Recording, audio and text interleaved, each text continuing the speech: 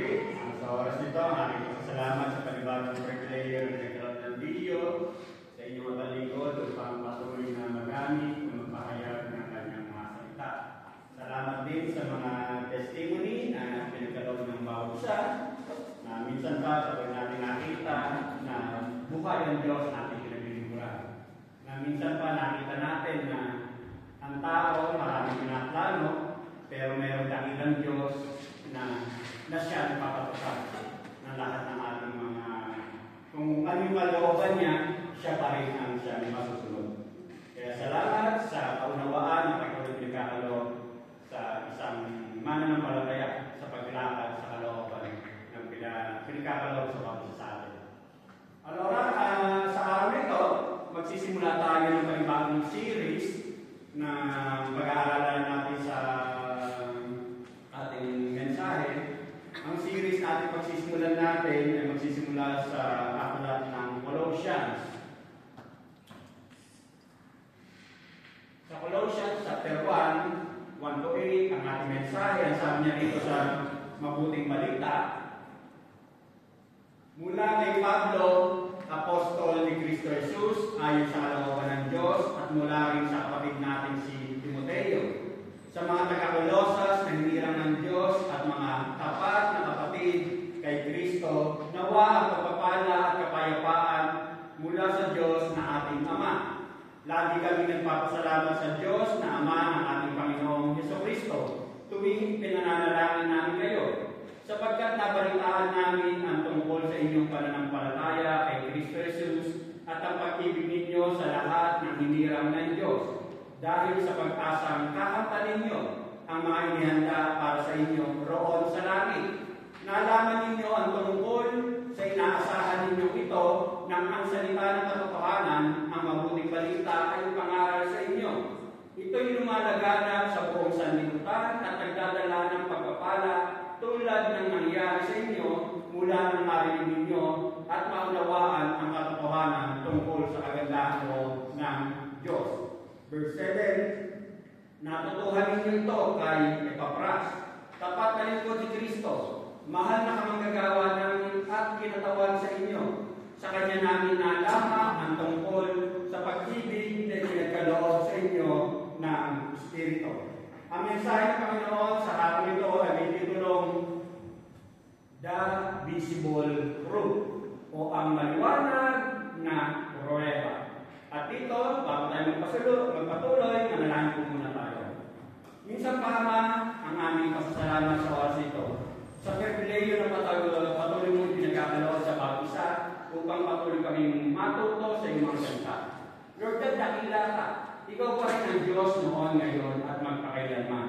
Ikaw pa rin ang Alpha, ang Omega. Lord God, hindi ka nga po nagbabago, nananatili ka sa iyong katapakan, sa iyong kapangyarihan. Ikaw lang ang hari ng mga hari, ang Diyos ng mga Diyos. Buhay ka, Ama. At minsan pa, Ama, sa oras ito, patuloy namin kinikilala na tunay nga na hindi ka nagbabago, ikaw pa rin ay banal, Panginoon. Tunay nga, O Diyos, na kilala mo ang bawat sa amin. Alam mo, alaman ang aming puso, na aming isipan. Kaya nga po sa mga oras, sandali na kami nagkukulang, ang dalahan ko, O Diyos, ang habag kapatawaran. Lord God, pag-ilinis, upang nasa kayo tunay nga na wala akong magiging hatlang balaki sa aming pag-aaral sa mga sandali ito. Dalahin ko rin po, O Diyos, na tunay nga na may sandali namin anong mga isipin na maaaring makasagabal sa aming pag-aaral sa mga sandali ito, O Diyos. Dalahin mo nga po, O Diyos, na sa tulong at gaway ng iyong Santong Espiritu, malaya ang mangusap, Panginoon, sa bawat isa sa amin, Panginoon. At minsan pa, sa tulong gaway nga po ng iyong Santong Espiritu, patuloy mo akong pagkalooban ng karunungan at kaalaman, upang nasa iyo patuloy mo akong may deliver na may kasimplihan ng iyong mensahe. Ikaw po, O Diyos, ang siyang mangungusap, instrumento lamang ang iyong balingkod. Dalahin mo nga po ng mga katotohanan ng aming mapag-aaralan sa oras ito, patuloy na magamit namin ito bilang sandata upang patuloy kaming maging matatag sa paglakad namin bilang isang hinirang. Salamat po, Ama. Ito po, Diyos, ang ating sabdalangin sa tayong mahal lamang ng iyong anak si Jesus na iyong Panginoon at sarili tayo pagligtas. Amen. At dito nga sa ating pag-aaralan, the visible truth. Kumbaga, ang sabi nga rito ay visible. Ibig sabihin nakikita. visible, maluwagan na pruweba. Lahat tayo, kumbaga, nais natin, gusto natin, ay yung may authenticity. Kumbaga, tunay. Ang sabi nga dyan, kumbaga, gusto natin authenticity, malinaw, at may nakita tayong malinaw na pruweba. Ayaw natin ng hindi totoo. Kumbaga dyan sa imagine natin, marami tayo nakikita ng mga dinadaya, ika na. Maging sa pananampalataya, kumbaga gusto natin, maging sa ating paglakad sa ating buhay pananampalataya, ay maging totoo tayo sa ating buhay pananampalataya. Kasi mismo ang ating Panginoong sa Kristo, nagturo, nagbabala, na dapat tayong maging totoo sa ating buhay pananampalataya. Ang sabi nga niya, sa Matthew 7:21-23, hindi lahat ng tumatawag sa aking Panginoon, Panginoon ay papasok sa kaharian ng langit, kundi yaon lamang sumusunod sa kalooban ng aking amang nasa langit. Pagdating ng huling araw, marami ang magsasabing, Panginoon, nangaral po kami at nagpalayas ng mga demonyo at gumawa ng mga kababalaghan sa inyong pangalan. At sasabihin ko sa kanila, kailanman hindi ko kayo nakilala. Lumayo kayo sa akin, mga mapagawa ng masama. Mismo nga ating Panginoon sa Kristo, nagbabala na ayaw niya ng hindi totoo sa kanyang paglakad, pagsunod sa kalooban ng Diyos. At dito makita natin na maraming nagsasabing Kristiyano, sinasabi ng Kristiyano, sila mananampalataya sila, pero ang katotohanan na pag Sunday, buhay mananampalataya sila. Pero pagkatapos ng Sunday, hindi na. Kaya nga sabi, kumbaga, kung gusto mong makilala ang isang tunay na sinagsasabi Kristiyano, huwag lang siya Sunday mo tingnan o samahan o makasama. Tingnan mo kung paano siya mabuhay sa loob ng isang buong linggo. At dito, makita natin na maraming mga nagsasabing mananampalataya na sinasabi nila mananampalataya, pero sa katotohanan, dinadaya lang nila o dinadaya o pinipeke lang nila ang sinasabi nilang paglakad sa kanilang buhay pananampalataya. Dito, yung ating mensahe, kumbaga, sa Colossians. Dito, para mas maintindihan natin, ang sabi nga niya rito, Colossae was a small town about 100 miles east of Ephesus in Western Asia Minor. Ito yung modern Turkey sa mga panahon natin ito. It was about 10 miles from Laodicea and 13 miles from Hierapolis. The population was mostly Gentile, but a sizable Jewish population had settled there several centuries. Kumbaga, ng mga panahon na yun, kumbaga, itong lugar ng Colossae, na ngayon ay tinuturing na ito sa modern Turkey, ang karamihan na namitirahan doon ay mga Hintil. Pero marami rin nakatira o lumipat o nanahan doon na mga Hudyo o Israelita. At dito sinasabi nga na many of the Colossian church Christians, kumbaga, yung mga Kristiyano na naroon sa iglesia ng Colossians, kumbaga, may pumasok ang nakaranas sila ng false teaching kasi sa kalagitnaan ng kanilang kesa, ng kanilang pagsamba, kumbaga may mga pumasok na maling aral, maling turo na salungat sa tamang paglakad o pagsunod sa mabuting balita.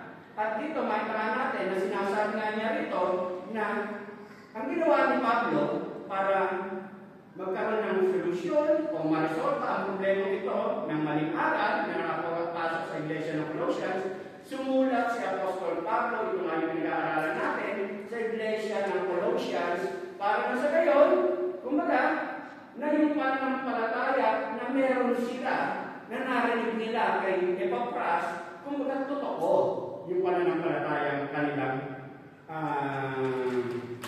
pinangahawakan. Pero meron lang maling aral na nakapasok sa iglesia nila. At dito, sinasabi nga na, salamat rin sa problema ito, kasi sa mga problema ito, nasulat itong aklat ng Colossians. Kaya meron tayong guidelines para mas maliwanagan natin kung ano ba yung pananampalataya at kung ano ba yung pinanggap natin na pananampalataya at kaligtasan. Ngayon, paano nga ba natin malalaman kung tayo ay lumalakad sa pananampalatayang totoo? Dito sa ating pag-aaralan, meron tayong 5 na titingnan. Una, alamin muna natin kung sino yung sumulat at kung ano yung background ng Iglesia ng Colossians. Sa verse 1 and 2, ang sabi nga niya rito, mula kay Pablo, apostol ni Kristo Jesus, ayon sa kalooban ng Diyos at mula rin sa kapatid natin si Timoteo. Malinaw na sa verse 1 na ang sumulat nito ay si Apostol Pablo. At isinama na niya sa kanyang pagbati si Timoteo. At ang sabi sa mga taga-Colosas na hinirang ng Diyos, ibig sabihin mga mananampalataya, mga Kristiyano, at mga tapat na kapatid kay Kristo, nawa ang magpapala at kapayapaan mula sa Diyos na ating Ama. Yan yung pagbati ni Apostol Pablo na sa sumulat ng ating pinag-aaralan. Ngayon, dapat din natin maintindihan na si Apostol Pablo, hindi niya lubusang kilala itong mga kapatid sa iglesia ng Colosas. Maging sa Colossians chapter 2 verse 1, sinasabi nga na ibig kong malaman ninyo kung gaano malaki ang pagsisikap ko para sa inyo, gayon din sa mga taga-Laodicea at sa lahat ng hindi pa nakakakita sa aking kamukhaan. Kung hindi niya kilala personally yung mga kapatid na mananampalataya sa iglesia ng Colossians. Kung hindi si Pablo ang siyang nagtatag ng iglesia sa Colossians. Bagkos, kung na-attend kayo, ang nagtayo ng iglesia sa Colossians ay si Epapras. At ito, ang sabi nga na hindi si Pablo ang siyang nagtatag ng iglesia sa Colossians. At dito, makita rin natin na noong panahon na yon, nung nasulat ito, sulat sa Colossians, ang Colossae ng mga panahon na yon, kumaga siya sa kilalang kita ng mga panahon na yon, nung ito'y nasulat. Nung panahon na kung saan ay sinasabing na naghahari si Queen Esther na kapanahonan ng Persian Empire. Kumaga ito yung mahalagang syudad ng mga panahon na yon, at yung mga panahon na yan, kumbaga yung mga trade routes ay dumadaan dito sa Colossae. Ngayon, nagkaroon ko ng pagbabago ng ang Roman Empire na ang siya humahawak sa lugar ng Colossae. Kumbaga, hindi na naging ganong kahalaga ang lugar o tsita ng Colossae. Kumbaga, iniba na ang daan, salip na yung mga trade na mangyayari ay dadaan sa Colossae, napunta na sa ibang lugar. Kaya unti-unti, humina ang kalakaran ng kabuhayan sa lugar ng Colossae. Ngayon, ang sabi niya na noong mga panahon na yun, predominantly a Gentile city. It was in Asia Minor, modern Turkey. Karamihan na nakatira ron ay mga Hintil. At ang sabi niya, kumbaga, bagamat maraming mga Hintil na nakatira ron, marami rin mga Hudyo na nakatira ron. At dahil dito, and in this predominant Gentile culture with the sizable Jewish population, you have the sources of some of the theological conflict that the church was facing. At dahil nga ron, kumbaga, iba't ibang kultura ng mga Hintil, kultura ng mga Hudyo, kumbaga maraming theological conflict na nakapasok doon sa church ng Colossae. At dito, kumbaga sabi nga, the church there had been planted by Epaphras, a native, sa Colossians 1:7 at 4:12. At dito, makita natin na sinasabi na malamang ang nagtatag o ang ginamit para maitayo ang iglesia ng Colossians, walang iba si Epaphras.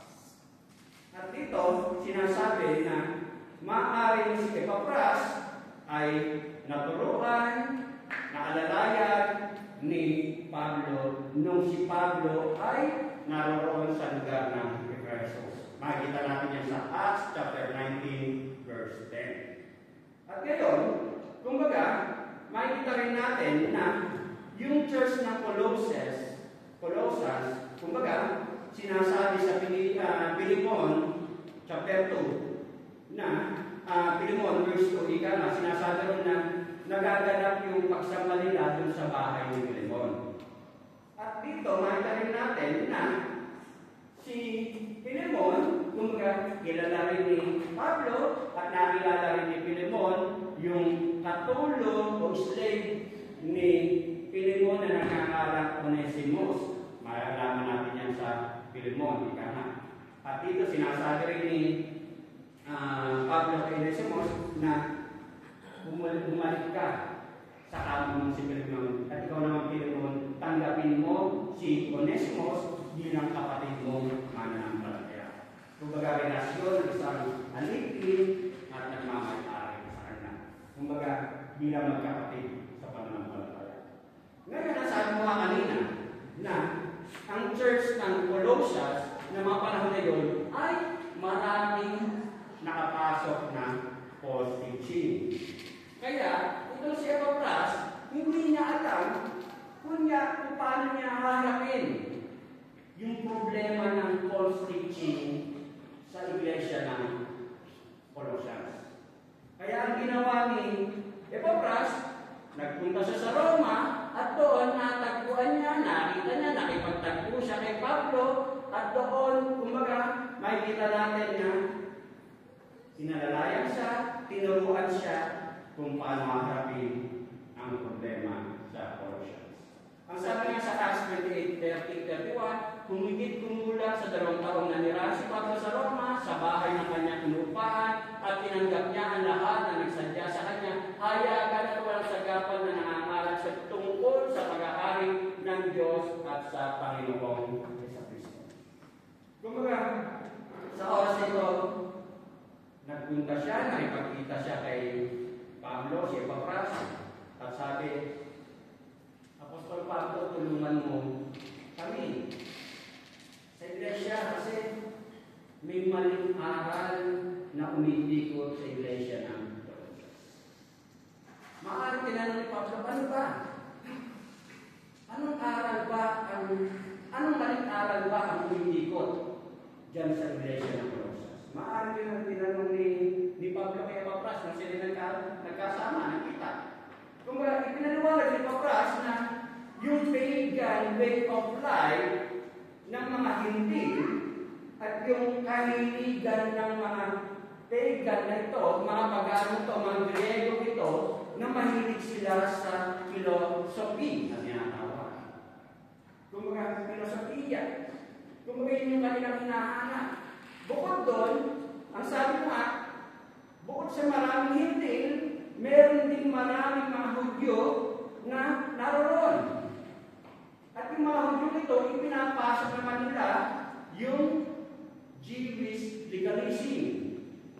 Kumbaga, pinagsasama nila yung Jewish legalism at yung mga filosofiya na may kinalaman sa gusto nilang paglakad sa pamamaraan pagano. Kumbaga, yun yung umiiral. Kung ano yung umiiral sa kultura nila na mga panahon na yun. Kung ano yung mga haka-haka na kanilang kinasanayan, kinalakihan, yun yung kanilang pinagsasama sa kanilang paglakad, sa kanilang buhay pananampalataya. Kumbaga sa Pilipinas sa atin, marami tayong mga tinatawag ng mga pamahiin. Para mga ganon. Kumbaga ipinapasok nila yung kanilang mga paniniwala sa paglakad sa pamumuhay Kristiyano. Kaya dito, makita natin na itong kaparaanan ito, kumbaga parang pinaghahalo nila yung filosofiya ng pagano sa Jewish legalism at ipinapasok ito, naging resulta yung false teaching na yung physical universe na ginagalawan natin ay hindi ang Diyos ang siyang may gawa. Kung sinasabi nila na ang Diyos ay Espiritu, oo, totoo. Pero, yung physical na ginagalawan natin, yung mundong ginagalawan natin, ay hindi. Kung magkaiba yung yung physical na ginagalawan sa spiritual na ginagalawan. Yun yung pinapasok nila. At sinasabi nila na itong physical world, itong mundong ating ginagalawan, kumbaga, ang may likha nito ay tinatawag na Diyos na nagngangalang Demiurges na isa siyang evil spirit na tinatawag. Kumbaga, dito nga natin na para raw ikaw ay maligtas, kailangan mong lubusang layuan ang mundong ginagalawa ito para ikaw ay maligtas. Ako tayo, narinig pa rin naman tayo, di ba, sa mundo natin ginagalawa. Dapat daw lubusan isang layuan.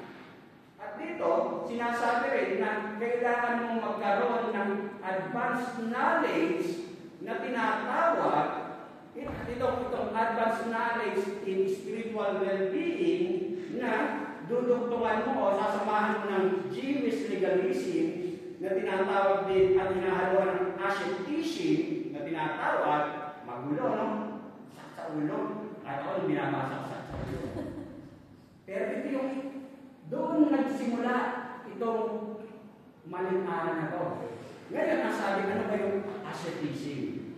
Ang sabi niya nito, asceticism, discipline or extreme self-denial for the sake of spiritual progress or achievement. Kung para bang kailangan mong dito, yung spiritual na nararamdaman mo ay makalayo ka, makahiwalay ka sa mundong iyong ginagalawan.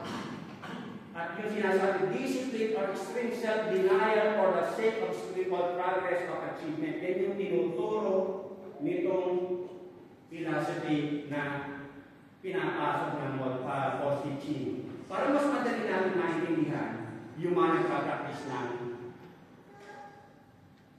Hinduism, yoga, na parang nilipad yung spirito para makahiwalay ka ito sa mundo ng ginagawa. Parang ganyan. Yan yung asceticism na sinasabi. At ang sabi nga, para makaligtas ka dito sa kasamaan ng mundong iyong ginagawa. At dito, sinasabi rin na si Jesus Christ ay isa lang siyang byproduct o resulta lang siya ng Diyos Ama. Hindi talaga siya tunay na nagkatawang tao para naniniwala tayo sa John 3:16 na ibinigay niya ang kanyang bugtong na anak, nagkatawang tao siya. Pero tinuturo nila na si Jesus Christ raw ay hindi talaga nagkatawang tao. Hindi siya nagkatawang tao. Yun yung tinuturo ng mga yan. At hindi siya tunay na Diyos. Kung tinatanggi nila yung pagkakatawang tao ng ating Panginoon sa Kristo. Alam lang natin na tayo naniniwala na si Jesus Christ 100% na naging man, pero 100% siya Diyos. Yun ang ating malinaw na tinuturo ng Biblia. Pero dito, itinatanggi nila.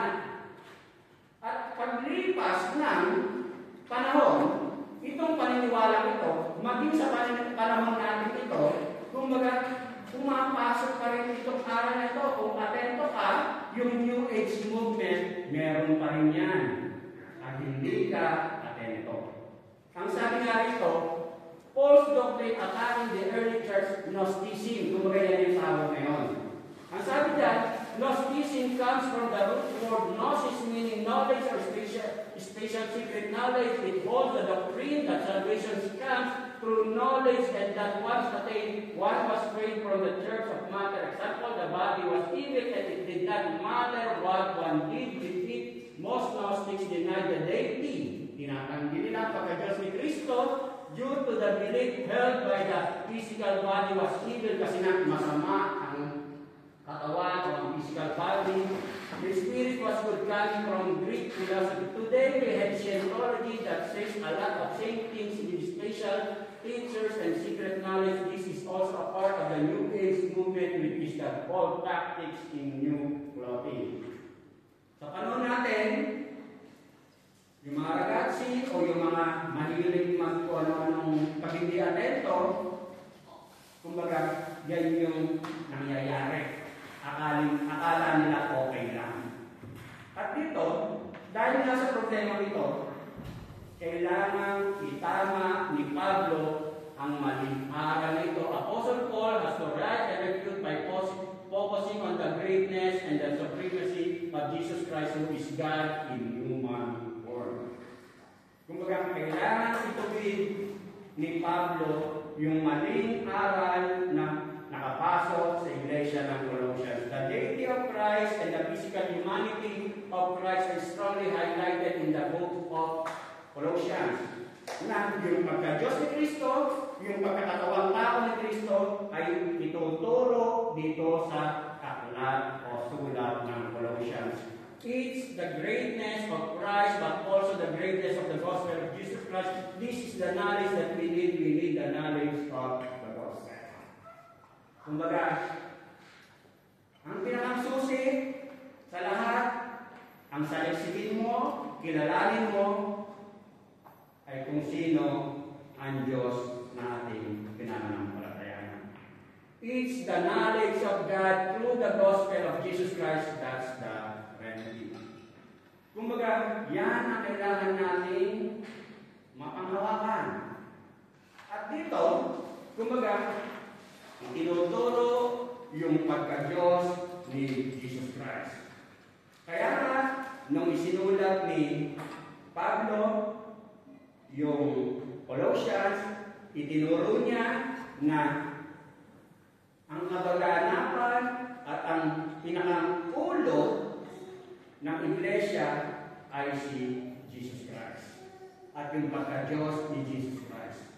At malamang, nung sinulat ni Pablo yung Colossians, kumbaga, sinundan na niya yung iba pang aral, maging sa Ephesians, na ang tutok naman halos parehas yung Colossians and Ephesians, pero ang Ephesians, ang tutok naman niya, kung sa Colossians ay Christ as the head of the church, ang tinututukan naman ni Pablo sa Ephesians ay church as the body of Christ. Kumbaga, makikita natin na mahalaga ang tulong nito para makilala natin kung sino yung Diyos na ating sinasamba. At dito, kumbaga, ipinanalangin din siyempre ni Pablo na maintindihan ng mga kapatid sa Iglesia ng Colossians ang katotohanan ito. Yung pangalawa na ipinapaalala sa atin sa mga sandaling ito, ang sabi nga, the fruit of thankfulness and prayer. Sa verse 3 ng text natin, ang sabi niya rito, lagi kami nagpapasalamat sa Diyos na Ama ng ating Panginoong Jesucristo tuwing ipananalangin namin kayo. Paul had not yet met, kumbaga hindi pa niya nakikita yung mga kapatid sa iglesia ng Colossians, pero nung makilala, kumbaga nung mabalitaan ni Apostol Pablo kay Papras, yung iglesia sa Colossians, nagpasalamat siya. Kahit yung mga naroon ay mga karamihan ay mga hindi, pero yung mga ibinalita ni Pablo, kung ano yung character ng Colossian Church, nakita niya na yung mga kapatid dun sa iglesia, sa Colossians, ay tunay na ang Diyos ang siyang nagbigay ng kaligtasan sa kanila. Kung baga tunay sila mananampalataya, kasi mayroong malinaw na nakikita sa kanila, ang kailangan lang ay itama kasi may maling aral na nakapasok sa kanila. Nag-get nyo? Katulad minsan dito, kapag yung siyempre kulang sa aral, kumbaga, minsan,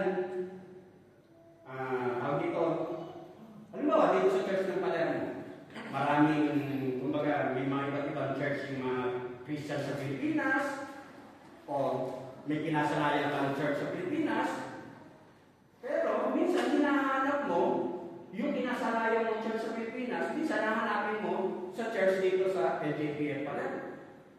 Pero, kumbaga set up lang yun eh. Ang pinag-uusapan ay kung Sino ba yung sinasamba? Sino ba yung sasambahin mo? Kung set up lang yun. Kasi sa Pilipinas may conservative. Kumbaga, iba't ibang mga set up. Pero set up lang yun. Pinag-uusapan ni sino ba ang sinasamba mo? Sino ba ang tinataas mo? Kaya dito, itinatama ni Pablo na yung tinanggap yung pananampalataya dahil sa malinaw na, ang sabi na niya nito, lagi kami nagpapasalamat sa Diyos na Ama ng ating Panginoong sa Kristo tuwing pinananalangin namin kayo. Kasi na, kaya nananalangin si Pablo ng ganito, kasi yung mga pinalita ni Epapras sa kanya, kung may malinaw na pruweba na Kristiyano sila, bagamat meron kailangan lang ipama sa kanila. Kaya sabi nga niya rito, the fact that Paul thanked God for the Colossian salvation shows that he believed that God is the author and giver of salvation. Na nagbigay rin ng kaligtasan sa mga kapatid sa iglesia ng Colossians, walang iba kay ang Diyos. Kumbaga, ang Diyos at siya nagbigay ng kaligtasan. Kaya, kung may mga prayer request tayo na gusto natin makakilala si ganito, si ganyan, kumbaga, maraming posible sa Diyos. Kung ihilingin natin sa Diyos na makakilala rin siya. Kasi ang Diyos ang siya nagbibigay ng kaligtasan. At dito, ang sabi nga, thankfulness and prayer are major things in this short letter. Kaya kung makikita natin, kung susubaybayan natin, ang sabi nga sa Colossians 1:12, at magpasalamat kayo sa Ama sapagkat minarapat niyang ibida kayo sa mahihirang na magmamana ng kaharian ng kaliwanagan. Sa Colossians 2:7, manatili kayo sa Kanya at isalig sa Kanya ang inyong pamumuhay. Sa Kanya inyong buhay, magpakatibay kayo sa pananampalatayang itinuro sa inyo at maging laging magpasalamat sa Diyos.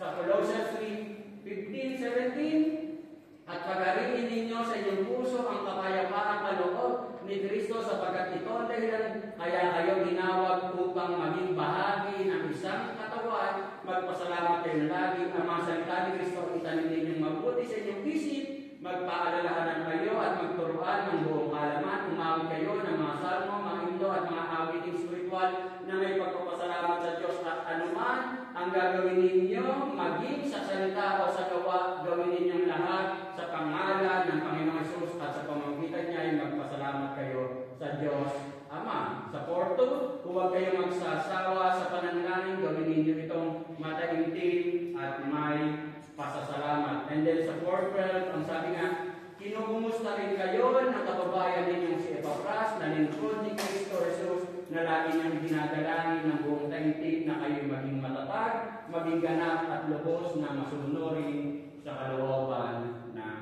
Diyos. Kung makikita natin na isang malinaw na pruweba na lumalakad ka sa iyong pananampalataya ay yung pusong mapagpasalamat. Pusong handang manalangin at unawain anumang sitwasyon na nangyayari sa buhay natin. At dito, kung makakatuan nga ng mga testimony natin na narinig, maging sa awit na anumang bagyo, kumbaga, magpakatatag lang ang darating ilan. Pero ang nagiging problema sa katotohanan, sa realidad ng buhay, na kapag meron talagang dumarating na mga unexpected irritation, frustrations na dumarating sa buhay mo, totoo rin na talagang medyo nagiging nadadawag ka. Pero, kung kilala mo ang Diyos na pinaglilingkuran mo, nasusuperan mo to, hindi ka mananatiling down, depressed ka. Kasi, dapat natin maintindihan na ang sabi nga, the fruit of thankfulness and prayer. Na sa buhay natin, na kapag nakakaranas tayo ng mga frustrations, sa mga bagay na hindi nangyayari, hindi umaayon yung plano natin, sa nangyayari sa paligid natin, kumbaga, pagpasalamat pa rin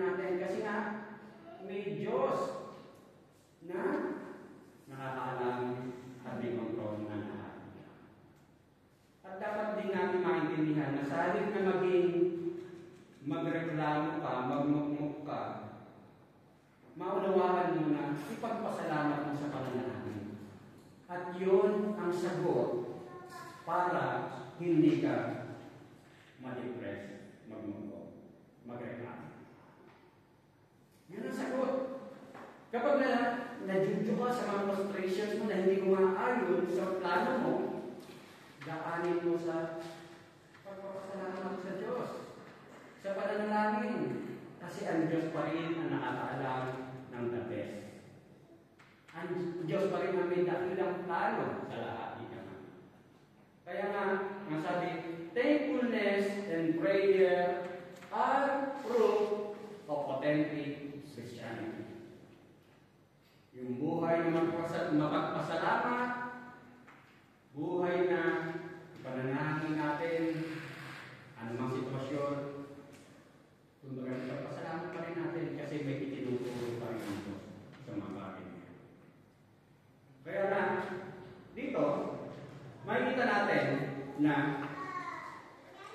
yung reason kung bakit din si Pablo ay nagpasalamat sa pamamagitan ng panalangin sa Iglesia ng Colossia kasi meron siyang nakita dun sa ibinalita ni Epapras. Ang sabi nga dun sa verse 4 to 8, makikita natin dyan yung their faith in Christ Jesus, their love for all the saints, and the hope laid up in heaven for them. At yun yung mga susunod na key points natin. Ang sabi rito, the proof of faith in Christ Jesus. Sa verse 4, ang sabi niya rito, sapagkat nabalitaan namin ang tungkol sa inyong pananampalataya kay Kristo Jesus. Dito, dapat natin maintindihan na ang sabi niya, sapagkat nabalitaan namin ang tungkol sa inyong pananampalataya kay Kristo Jesus. Bakit ka nanampalataya? Kasi kailangan mong maintindihan kung ano yung gospel. Kasi nga, marami nagsasabing naniniwala sila kay Jesus. Pero kung tatanungin mo sila kung ano ibig sabihin ng mabuting balita at kung ano ibig sabihin ng naniniwala ka kay Jesus, hindi nila may palawan. Ibig sabihin, hindi talaga nila naintindihan.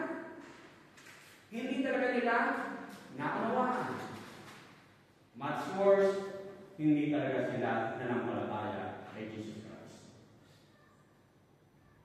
Kaya nga sabi niya rito, para magkaroon tayo ng isang tunay na pananampalataya sa ating Panginoong Kristo, kailangan natin maunawaan, maintindihan ang mabuting balita. Ang sabi niya rito, una, understanding that it is a good news. Isa siyang mabuting balita. The Christian message is not primarily an ethical or moral code. Kasi ang nakakalungkot kasi, pag sinabing Christianity, ang pagkakaintindi nila, kumbaga, hindi yung magtuturo sa iyo ng magandang aral, ng tamang pamumuhay. Bahagi lang yun. Pero ano ba ibig sabihin talaga ng Christianity? Na dapat mong maintindihan na good news siya doon sa mga tao ang deserve ay judgment, kaparusahan. Kaparusahan saan? Sa kasalanan na meron ka. Kasi ang pagkakaintindi ka sa ng iba, akala nila pag sinabing sasama rito sa born again, sasama sa pagiging Kristiyano, akala nila parang matuto kang maging mabuting bata, lumakas sa tamang pamumuhay. Bahagi lang yun. Pero, ang tunay na Christianity ay kung maintindihan mo na may mabuting balita na inililigtas kita sa kapahamakan na dapat ay doon ka pupunta. Sa Lucas 10:11, nung magpakita ang anghel sa mga shepherds, ang sabi niya rito, But the angel said to them, "Do not be afraid. I bring you good news that will cause great joy for all the people. Today in the town of David a Savior has been born to you. He is the Messiah, the Lord." Ano raw? Doon, kumbaga, huwag kang matakot kasi merong isisilang doon sa bayan ni David na isang tagapagligtas. Panginoong tagapagligtas. Ngayon, para maintindihan mo yung tagapagligtas, ang sabi nga niya rito, to understand that good news, we must first understand the bad news. At ang halimbawa ng testimony ni Sister Beth, maging makikapag-usap sa amin kahapon. May good news, may bad news. May good news, may bad news. Ganon din. Itong good news na sinasabi ng anghel sa mga shepherds, kumbaga, dapat mong maintindihan kung ano yung bad news. Na ang sinasabi, we all have sinned and deserve God's righteous judgment. We stand before God's guilty and condemned and we cannot save ourselves. That's why we need a Savior. Kailangan natin ng tagapagligtas, kailangan natin ng Savior kasi sa sarili natin kakayanan, sa sarili natin gawa, hindi natin maisasalba, hindi natin mailigtas ang ating sarili sapagkat ang nararapat sa atin ay kaparusahan saan? Sa kasalanan. Kasalanan saan? Yung minana mong kasalanan, bukod pa rin sa mga pinaggagawa mong kasalanan. Doon ka ililigtas niya. Dapat mong maintindihan yun. The good news is that God offers salvation as free gift to every sinner na mananampalataya sa ating Panginoong Jesucristo. Kumbaga, wala nang iba pang gagandang balita dyan. Na dapat ikaw ay paparusahan sa mga kabulistogan na ginawa mo o gagawin mo pa. Pero, kung mananampalataya ka kanino, sa tagapagligtas, kanino, kay Jesus Christ, ikaw ay ligtas. Pangalawa, dapat natin maintindihan, understanding that the gospel has a specific truth content. Meron siyang katotohanan na dapat mong maintindihan. It's a word of truth. Word of truth na mula sa Diyos. Sa verse 5 ng message natin, dahil sa pag-asang kakamtan ninyo ang mga hinihanda para sa inyo, roon sa langit na alaman ninyo ang tungkol sa inaasahan ninyo ito ng ang salita ng katotohanan ang mabuting balita. Nalaman ninyo ito ang katotohanan ang mabuting balita. Nalaman natin. Nalaman ninyo na kung sino yung nanampalataya kanino kay Jesus Christ nung mapakinggan nila yung katotohanan tungkol sa mabuting balita. At ang sabi nga kanina, itong mga kapatid sa Iglesia ng Colossians, una nilang napakinggan ito, kanino? Kay Epapras. At ngayon, sinasabi ni Pablo na totoo yung napakinggan nito kay Epapras. Bagamat merang umitira na maling aral dyan sa church, kailangan lang natin ipahama. The Colossians truly, authentically understood the message that Epapras had proclaimed to them. Yung mga nakikindihan nila. At dito, ang sabi nga niya rito, the gospel does not first come to us through our heart, our emotions, or our faith, but rather to our minds or understanding. Kaya nga yung mabuting balita, kumbaga, hindi yung kumbaga dapat ay talagang naiintindihan mo. Naunawaan mo kung ano yung tunay mong kalagayan. Na nakakalungkot man na sa panahon ngayon na para bang ang ginagawa ay yung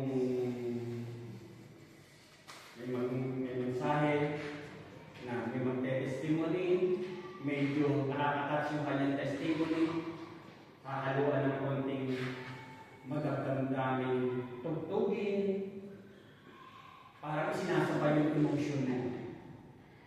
Emotion lang yun. Dapat naintindihan mo. Kasi pag lumipas na emotion na yun, at hindi mo naintindihan, wala rin. Dapat naintindihan mo yung content. Naunawaan mo kung anong katotohanan na nilalaman ng mabuting balikan. Kumbaga, na ikaw ay maaari kang maligtas sa iyong mga kasalanan. Before the gospel can be believed or accepted, it must be learned and understood. Kumbaga, kailangan mo siya maunawaan. We must understand something who God is. He is the God and Father of our Lord Jesus Christ. Lagi kami nagpapasalamat sa Diyos na Ama ng ating Panginoong Kristo tuwing ipananalangin namin kayo. Katulad halimbawa, hindi ko nababanggitin. Yung nung may mga bagong umaattend na church dito na naturuan sa bautismo halimbawa. Kung mga yung mga pinanggalingan raw ng church, para pang pinili ka agad sila na magpabautismo, pero ayaw nila magpabautismo kasi hindi nila naintindihan. Ngayon, nung maturuan, may paliwanag, kung ano sinasabi ng salita ng Diyos, doon sila pusang loob na gusto namin magpabautismo. Kasi naintindihan na eh.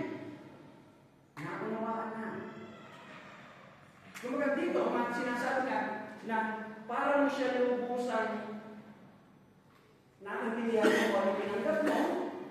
Kumbaga maturuan mo siya, maipakita mo kung ano katotohanan na kalalagayan niya at kalalagayan na kinakailangan mo ng isang tagapagligtas.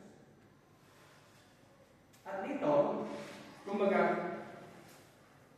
nung ang ating Panginoon sa Kristo, nung siya'y nagkatawang tao, nung siya'y naririto sa lupa, kumbaga, maging ang ating Panginoon sa Kristo, sa kanyang pagkakatawang tao, ipinakita niya na kailangan din niyang sumunod sa kalooban ng plano ng Ama.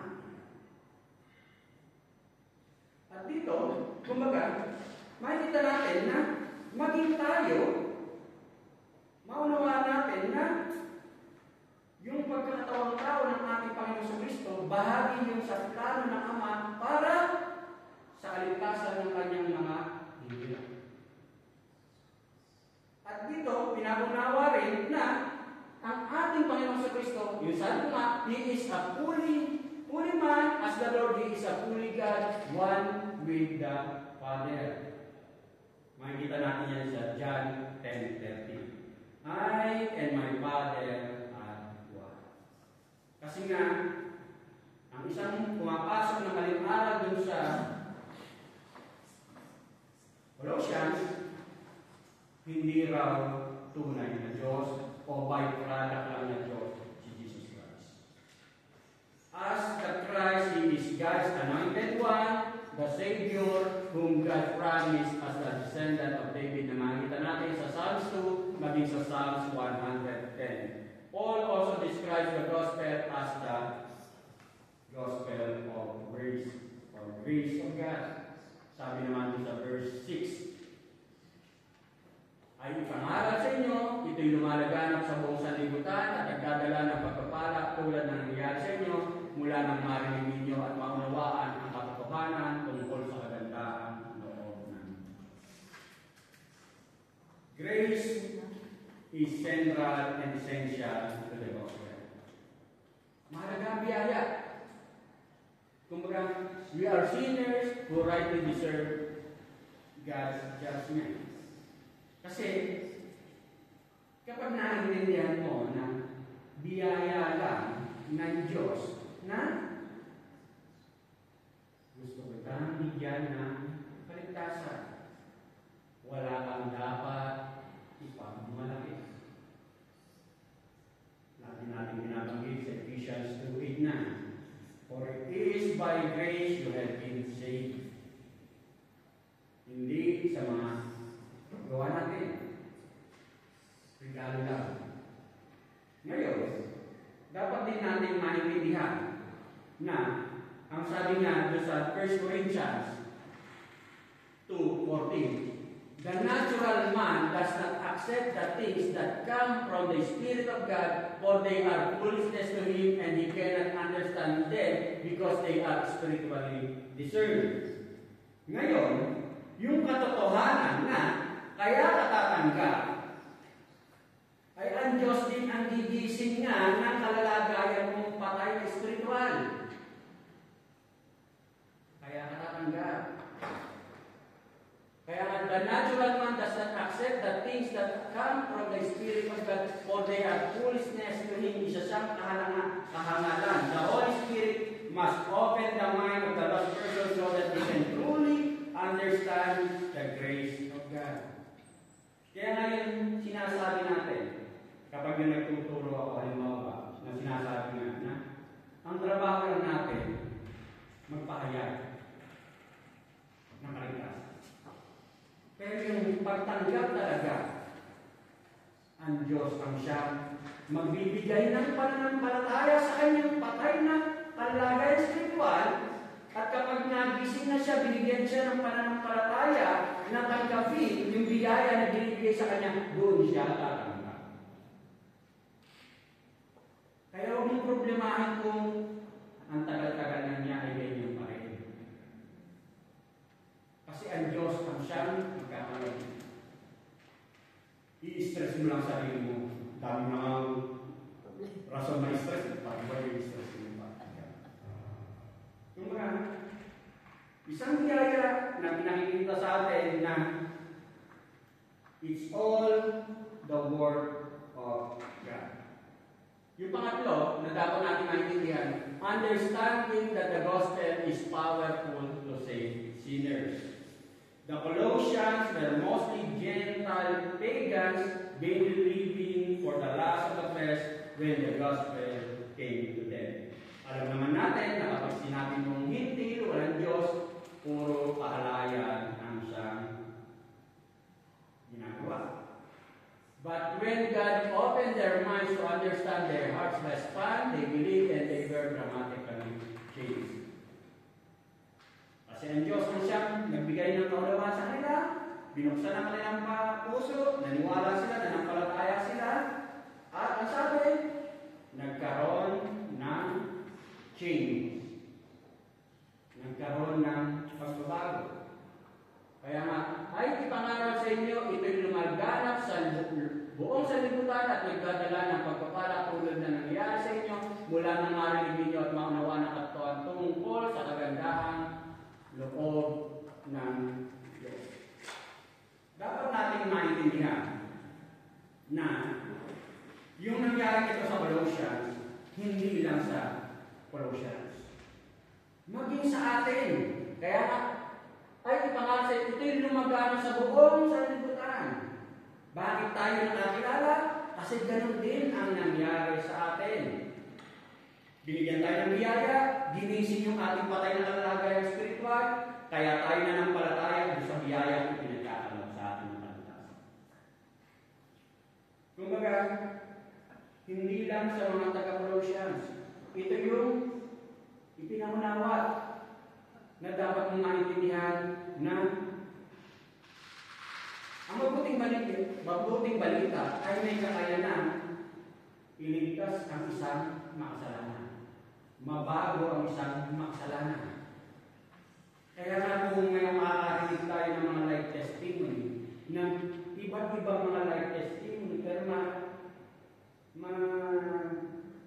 magpapasalamat ka naman sa Diyos kasi kung yung mga life testimony nila, kumbaga, nagiging daan na akalain mo na isang ganito, isang ganyan ay magbabago dahil ang Diyos ang siya nagbigay sa kanila na maunawaan nila ang kanilang kalalagayan.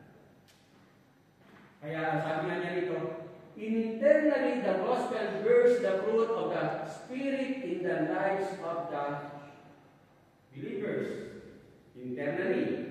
It gradually but inevitably changes their thinking and behavior. Papasok sa kanila, maintindihan nila, maunawaan nila, nagkakaroon ng pagbabago. Externally, the gospel increases as transformed believers tell others the good news. May lalabas, may pruweba na makita na pagbabago sa isang tunay na may pagbabagong nangyari sa kanyang buhay. Internally, naintindihan niya, naunawaan niya, may lalabas na visible proof sa kanyang pamumuhay. Yung letter B, ang sabi niya, the faith in Christ Jesus Himself. Ang sabi nga niya, in other words, our faith must be in all that Christ is and all that He did for us sa cross. Kumbaga, dahil nga, naintindihan mo kung ano yung ginawa ng ating Panginoon sa Kristo nung siya'y mamatay sa cross. Ikaw dapat ang nakapako ron. Ako dapat na nakapako doon. Pero inako lahat ng ating Panginoon sa Kristo.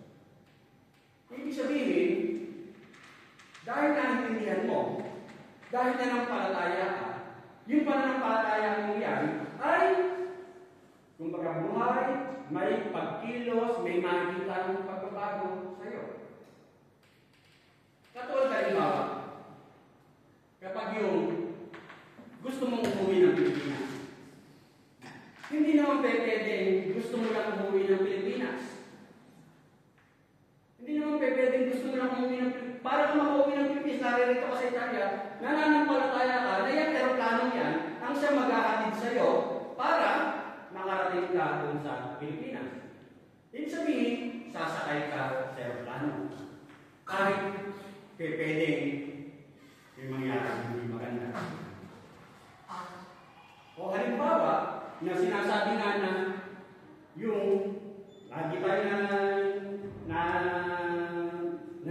nakita sa social media na yung paalala ng isang post ng sunod ay yung hindi tinatanggal yung charger sa pagkakasaksak kahit wala naman ang saksak.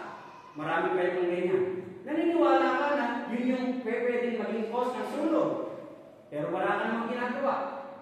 Hinahayaan lang siya nakasaksak doon. Anong kabutihan idudulot doon? Kung sinasabi mong naniniwala ka na makakarating ka sa Pilipinas kung hindi ka sasakay, o yung saksakan na yun ay pwede maging post na sunod pero hindi mo naman ginagawa. Kung wala kang ginagawa.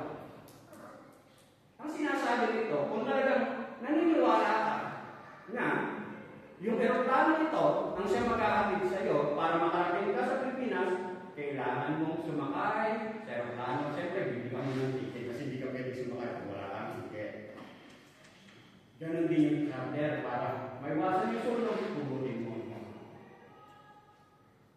Kumbaga, ibig sabihin, kung talagang nananampalataya ka na itong bagay na ito ang siyang tutulong sa iyo, at yung sinasabi nga na nananampalataya ka sa ating Panginoon sa Kristo, na sa iyong kamatayan niya doon sa krus ng Kalbaryo, yung kamatayan niya doon sa krus ng Kalbaryo, kumbaga tinatanggap mo yung lahat-lahat ng kanyang pagka-Diyos, yung kanyang ginawang sakripisyo doon sa krus ng Kalbaryo. Naintindihan mo lahat doon. Kumbaga, inaangkin mo, na isa ako ron kung bakit siya namatay doon.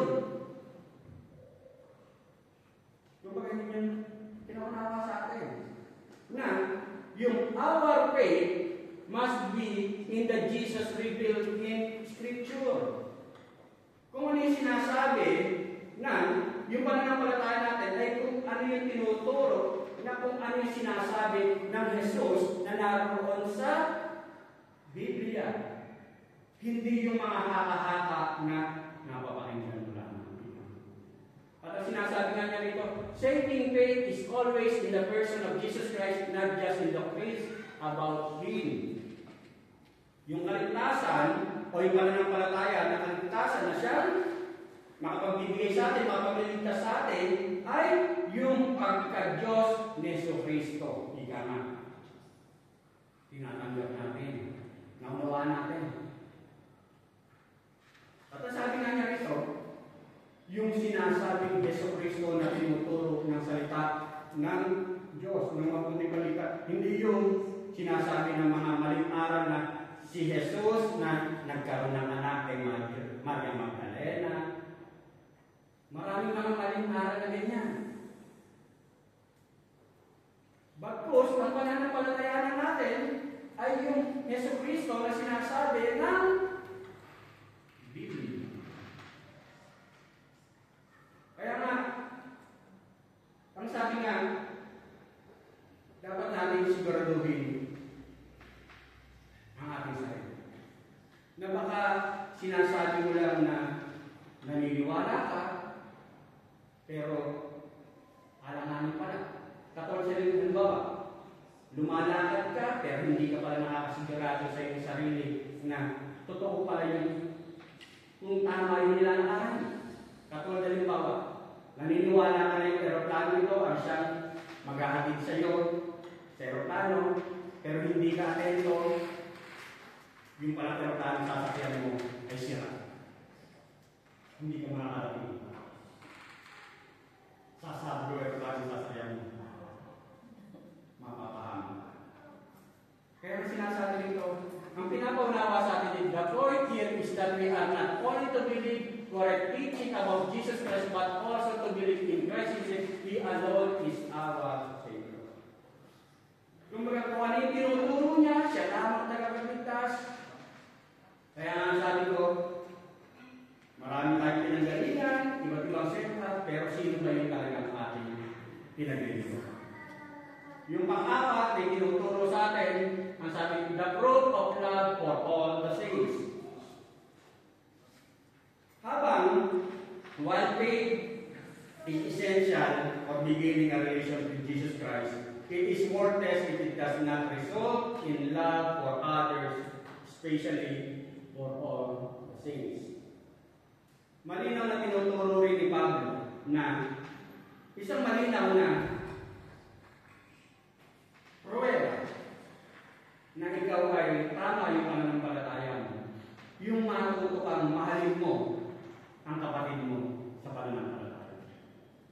Sapagkat napalitan namin ang tungkol sa inyong pananampalataya kay Kristo Jesus at ang pag-ibig ninyo sa lahat ng hinirang ng Diyos. Isang malinaw na tinuturo na kung totoo ang pananampalataya mo, isang manifestation din niyan ay matuto mong mahalin ang kapatid mo sa pananampalataya. Ang sabi nga sa 1 Corinthians, mahaba yung pero yun na lang verse 13, ang sabi niyan, and now, those three remain, faith, hope, and love. But the greatest of those is love. Kumbaga, love is the distinguishing mark of Christians. Kumbaga, kasi nga, malinaw na, yung love na yan, hindi yan pangkaraniwang love. Kasi nga, kumbaga, iba't iba. Kumbaga, di ba nga, sabi ko kanina, dito sa Iglesia ng Colossians, kumbaga, iba't iba. May mga Hintil, maraming Israelita, Hudyo. Maging sa atin, di ba, lagi ko sinasabi, maraming iba't ibang kultura, probinsya. Pero, dahil sa isa, naniniwala tayo, nabubuo tayo, kumbaga, nade-develop yung pag-ibig sa isa't isa. At ang sabi nga niya rito, real Christian love is in the Spirit. Bakit mo siya nagagawa? Kasi bunga siya ng Santong Espiritu kung pinagkaloob sa isang mananampalataya. Ang sabi nga sa verse 8, sa Kanya namin naalaman ang tungkol sa pag-ibig na pinagkaloob sa inyo ng Espiritu. Kaya mo lang siya nagagawa kasi galing siya, result siya, bunga siya ng Holy Spirit na pinagkaloob sa isang mananampalataya. Kaya mo nagagawa ng kapatid, mahalin si kapatid kahit hindi siya kaibig-ibig. Kahit asar-asar ka lang na lagi na lang, paulit-ulit ka lang. Pero, mahal kita. Kumbaga, kasi nga, ang Diyos ang nagbigay sa ating mga. At dito, pinapaalala Holy Spirit produces this love as His fruit in believers. Kaya nang sa ganon, yung mga gawa ng laman ay ating unti-unting pinagtatagumpayan. The flesh is basically self-serving, resulting in the deeds of the flesh, which is yung sa Galatians 5:19 to 21. Mga gawa ng laman. At ang isang malinaw na tinuturo rin ng Diyos na hanapay ng sa Kristo. Kumbaga, sa John 13:34, a new commandment I give to you, that you love one another even as I have loved you, so that you also love one another. By this all men will know that you are my disciples if you have loved one another. Isang malinaw na utos ng ating Panginoon sa Kristo, yung mahalin mo ang kapwa mo, ang kapatid mo. Magmahalan sa isa't isa. At ang sabi nga na rin, these commands imply that we got to work continually on our relationship. We all must battle the flesh daily by denying self and seeking the other person's highest good. Sa Ephesians 5:1-2, yaman kayo mga anak na minamahal ng Diyos, tularan niyo siya, mamuhay kayong puspos ng pag-ibig tulad ni Kristo dahil sa pag-ibig sa atin, inahandog niya ang kanyang buhay bilang halimuya sa mahalimuya na hakin sa Diyos. Kumbaga, ang example pa rin natin ay kung ano yung ginawang sakripisyo ng ating Panginoon sa Kristo. Katulad ng kapag yung may mga na-encounter ka ng mga taong laging sinasabi, ganyan si kapatid. Bakit ganyan si kapatid? Yung ang hilig tingnan yung sarili niya kay kapatid.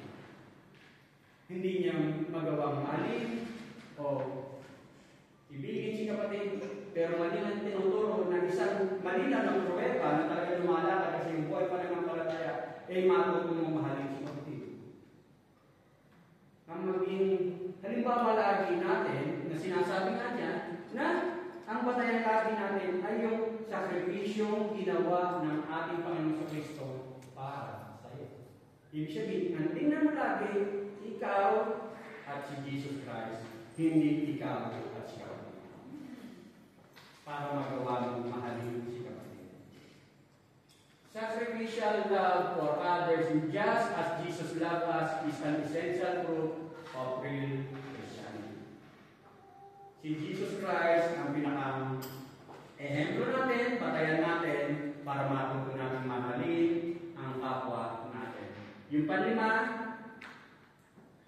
the proof of hope laid up in heaven. Ano sabi nga niya rito, before Epaphras preached the gospel to the Colossians, they had no hope and were without God in the world. Siyempre, katulad din natin, ang mga Colossians, nung wala pa silang Kristo sa puso, wala pa silang kaligtasan, hindi pa nila alam ang mabuting balita, hindi pa nila alam ang gospel, malinaw na walang kaligtasan. Maging sa atin. Kaya lang tayo nagpapatuloy, kaya tayo lumalakad sa ating buhay pananampalataya. Kasi may pananampalataya tayo, meron tayong pag-asa. May inaasahan tayo. Ang sabi nga sa Ephesians 2:12, remember that at that time you were separate from Christ, excluded from citizenship in Israel, and foreigners to the covenant of the promise, without hope and without God in the world. Hanggat hindi natin talaga lubusang nakikilala ang ating Panginoon sa Kristo, yung pag-asa sa langit na dapat natin patutunguhan, kumbaga, hindi sigurado. Dapat sigurado pa sa sarili mo na talagang si Jesus Christ ang siyang iyong pinagpili. At ang sabi nga niya rito na the foundation for faith and love is our hope forever. Kaya nagagawa mong patuloy sa buhay pananampalataya, nagagawa mong mahalin si kapatid kasi may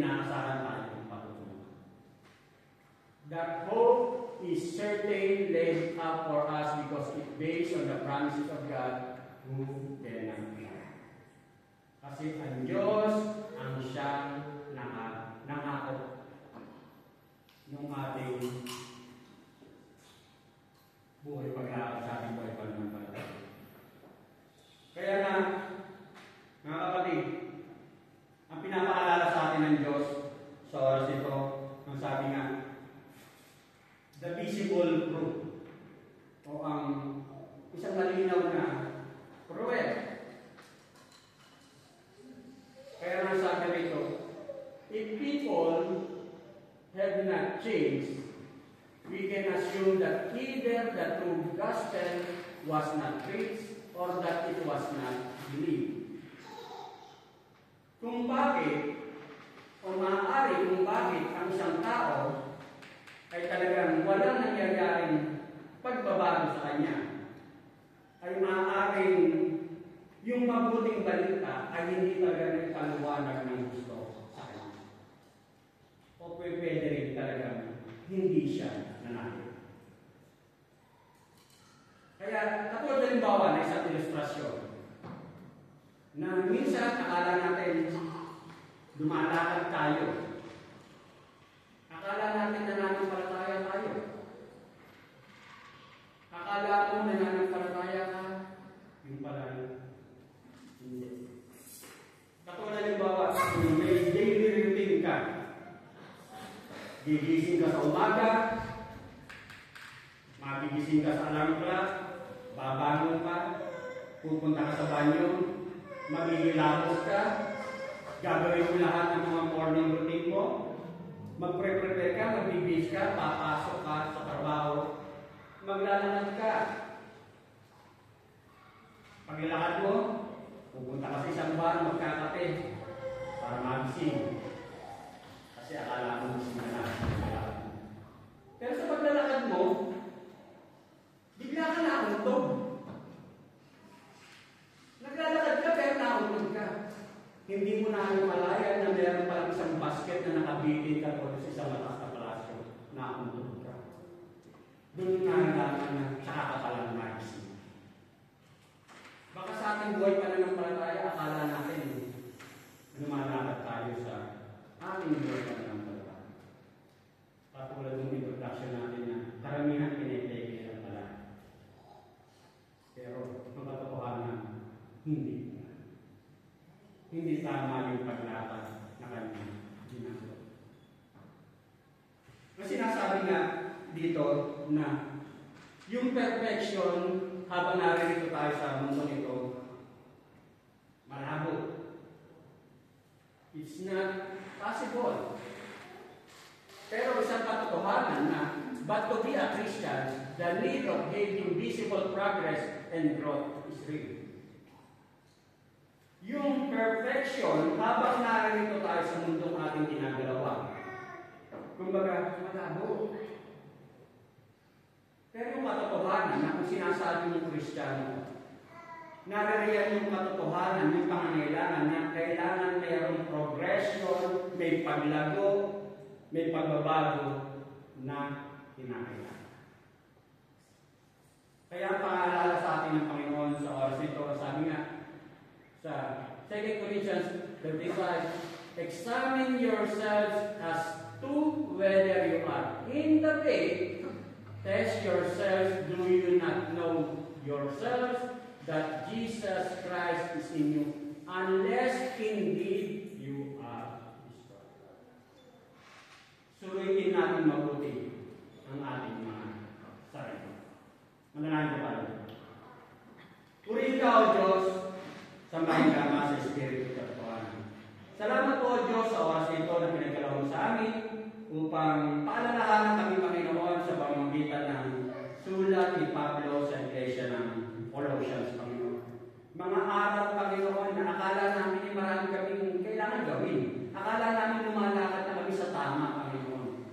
Pero kailangan pala namin magising sa katotohanan na ikaw lamang talaga, Panginoon sa Kristo, ang aming kailangan. At kung ano yung nais mo, Panginoon. At minsan pa, pinaalala mo rin sa amin na tunay nga kung kami lumalakad sa nananalig kami sa iyo, Panginoon sa Kristo, sa mga aral mo. Tanggapin natin ang lahat-lahat sa mga aral ng Panginoon. Kung sino yung Diyos na namatay sa cross ng Kalbaryo.